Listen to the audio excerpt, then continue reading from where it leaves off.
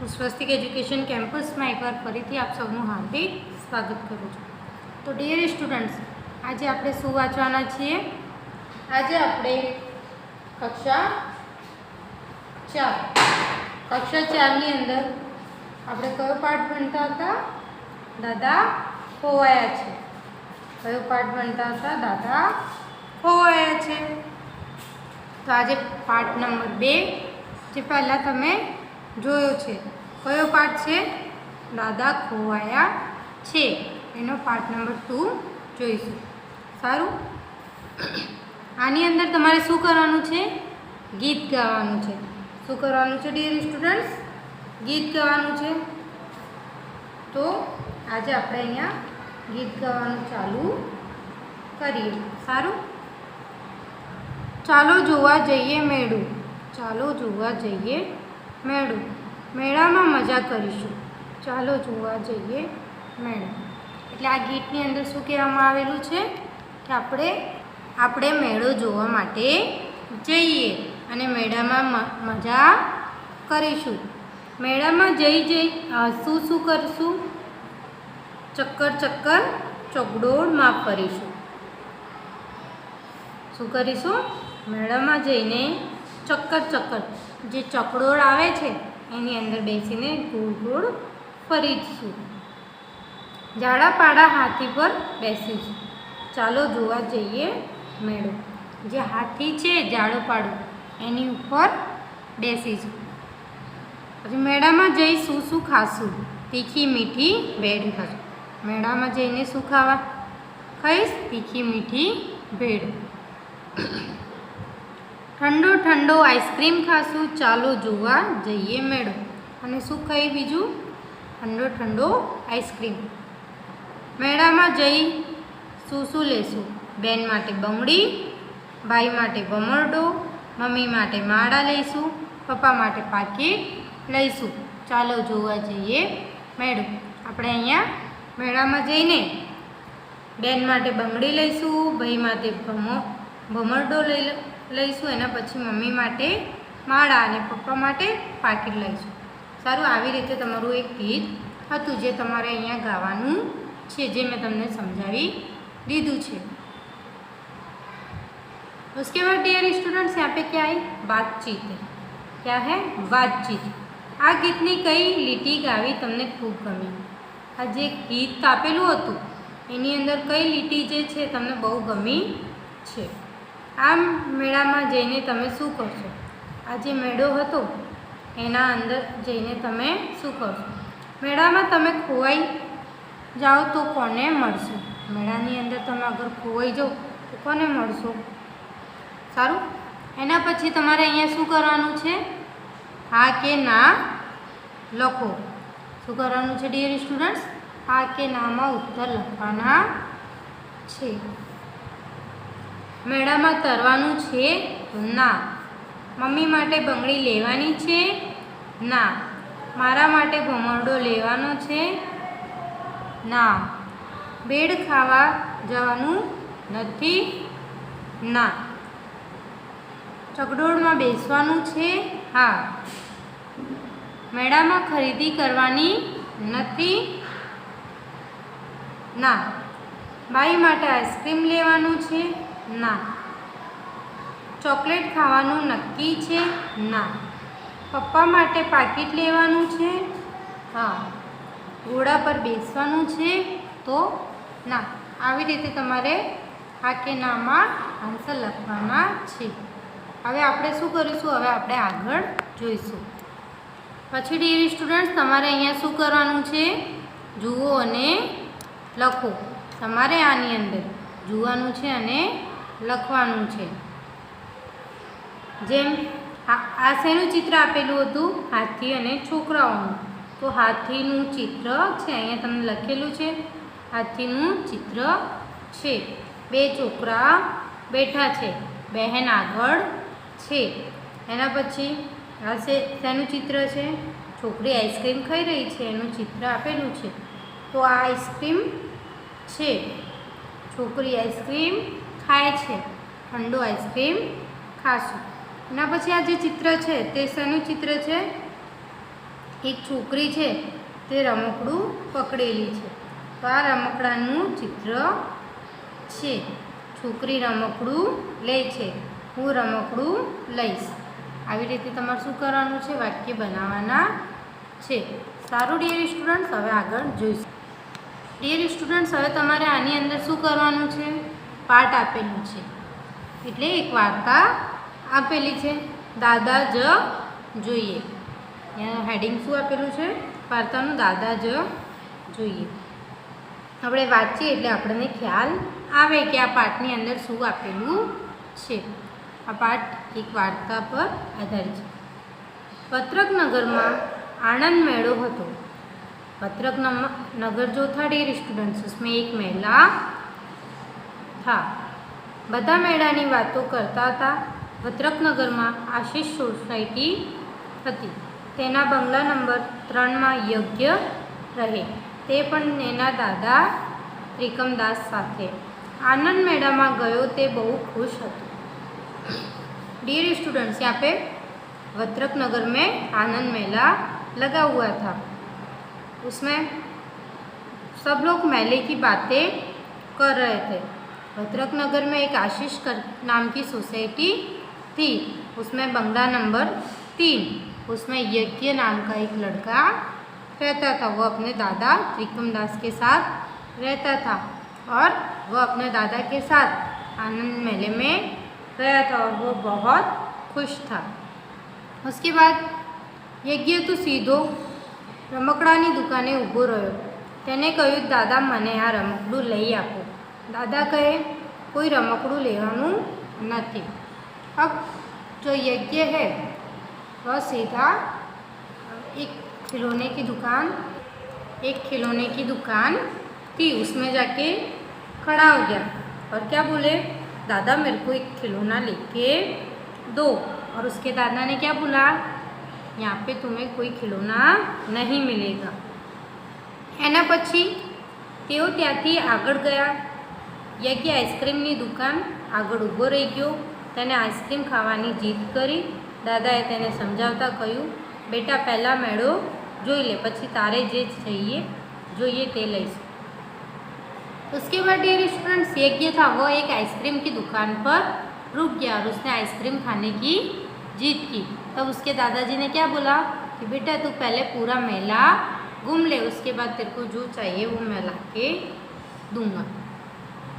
એના પછી દાદાએ રમકડું નહીં લઈ આપ્યું, આઈસ્ક્રીમ પણ ન ખવડાવ્યો. યજ્ઞ રિસાઈ ગયો. એટલામાં તેને મોટું ચકડોળ જોયું ને કહ્યું, દાદા મારે પહેલાં મોટા ચકડોળમાં બેસવું છે. દાદા આ વખતે રાજી થઈને કહે, ભલે તું અહીં ઊભો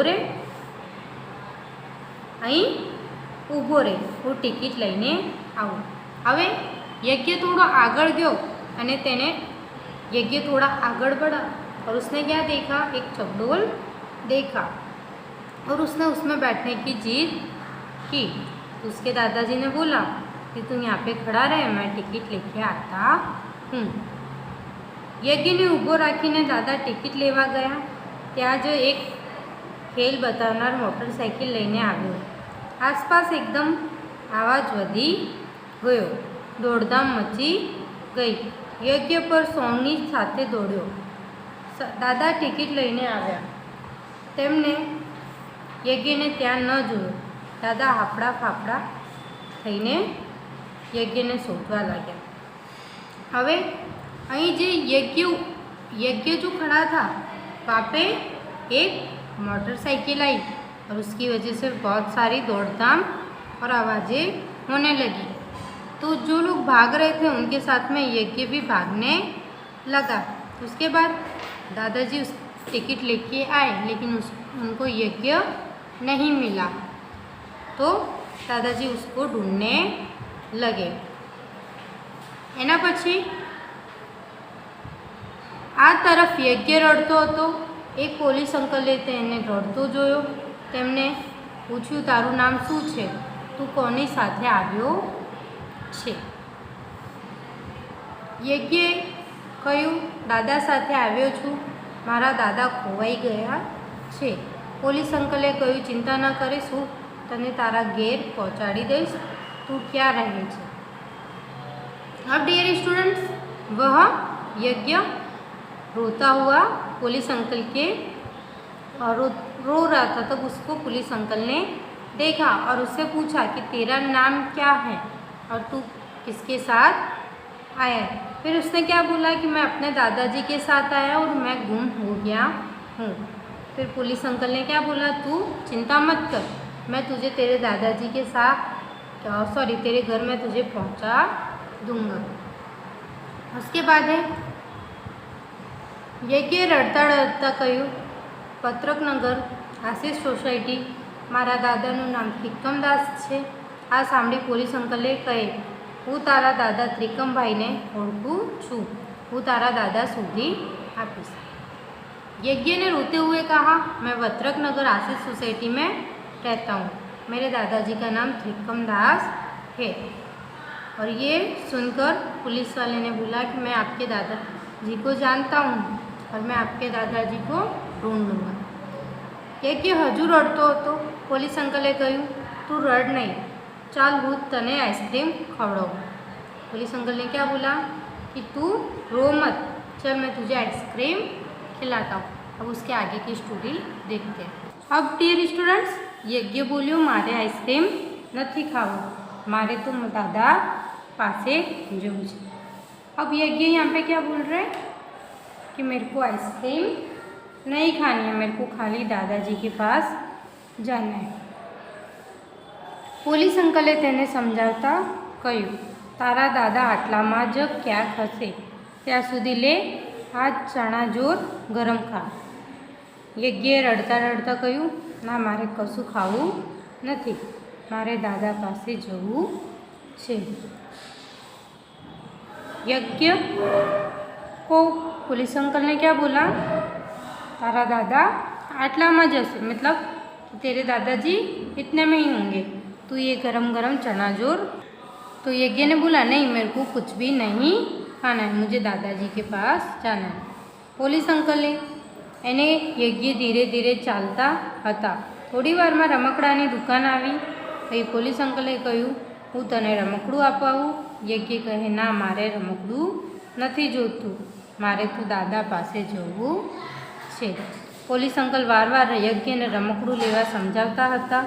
यज्ञ रड़ता बोल्यो, मारे दादा जोईए, बीजू कई जोतू नहीं।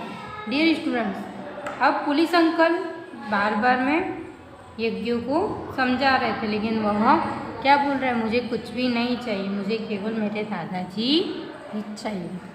तो ये वार्ता यहाँ पे ख़त्म होती है। इसमें वार्ता में क्या था कि यज्ञ उसके दादाजी के साथ घूमने गया था और मेले में से दादाजी गुम हो गए। यज्ञ को मना के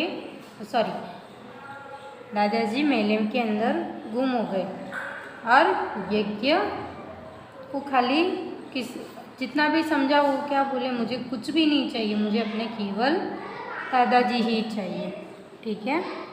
पछी अहींया यज्ञनो घोड़ो। आ पण एक वार्ता छे। वाल्मीकि ऋषिना आश्रम पासे सीताजीनो पुत्र लव बैठेलो छे। वाल्मीकि आश्रम जे छे त्या सीताजीनो पुत्र लव बैठो, मतलब वाल्मीकि जो आश्रम है उसके पास सीताजी का एक पुत्र लव बैठा हुआ है। वे ऋषि कुमारों छे, वो दो क्या है, ऋषि कुमार हैं। एवामां यज्ञनो शणगारेलो घोड़ो जो आवतो जणाय छे, लव ऊभो थई जाय छे। ऐसे में यज्ञनो शणगारेलो घोड़ो मीन्स यज्ञ का जो घोड़ा सजा हुआ है वह आते देख लव खड़ा हो जाता है। लव यहाँ पे क्या बोल रहा है, अरे आ तो यज्ञ नो घोड़ो, चलो इन्हें पकड़िए। लव जो है वो क्या बोल रही है, तो यज्ञ का घोड़ा है, चलो इसे पकड़े। पहलो ऋषि कुमार, गुरुदेव तो कहता था कि एनी पाछळ मोटी सेना होय छे, घोड़ा ने बांधे एने लड़ाई करवी पड़े। अब जो पहला ऋषि कुमार था वह क्या बोल रहे, गुरुदेव तो कह रहे थे कि इसकी घोड़े के पीछे एक बड़ी सेना होती है और इसे जो बांधता है उससे लड़ाई करनी पड़ती है। લવ ઘોડાને પકડી લેતા તો આ પકડ્યો ઘોડાને. આ રાજા રામની હિંમત તો જુઓ. આપણા આશ્રમની જગામાં ઘોડાને મોકલીને તે આપણને નમાવવા માંગે છે. એ તે કેમ ચાલે? अब यहाँ पे जो लव है वह क्या बोल रहा है कि राजा राम की हिम्मत देखो कि हमारे आश्रम की जगह पर ही घोड़े को बेचकर हमें झुकाने की कोशिश कर रहे हैं. वह ऐसा कैसे चलेगा? बीजो ऋषि कुमार बीजी ऋषि कुमार शू के आने आश्रमनी गौशाला में बांधी आओ. मीन्स वो क्या बोल रहा है, इसको हम आश्रम की गौशाला में बांध के आते हैं. लव એ જ બરાબર છે. રામને પણ ભલે ખબર પડે કે દુનિયામાં શેરને માથે સવા શેર છે. કુશને પણ ઘોડો બતાવજો. ઋષિકુમાર ઘોડાને લઈ જાય છે. ત્યાં એક સૈનિક આવે છે. अब लव यहाँ पे क्या बोल रहा है कि ये जो ये बराबर है, मतलब ये ठीक है. अब राम को भी मालूम चले कि वह दुनिया में वह शेर है तो दुनिया में सवा शेर भी हैं और उसको भी ये घोड़ा बताते आना. ऋषि कुमार जब घोड़ा लेके जाता है तब वहाँ पे एक सैनिक आता है. सैनिक ઊભા રહો છોકરાઓ, ઘોડાને છોડી દો. આ તો રાજા રાमचंद्रजीનો घोड़ो છે, એને બાંધશો तो लड़ाई करवी पड़શે. अब ये सैनिक क्या बोल रहा है कि बच्चों रुको आप, ये तो राजा रामचंद्र जी का घोड़ा है. इस घोड़े को जो बांधता है उससे लड़ाई करनी पड़ेगी.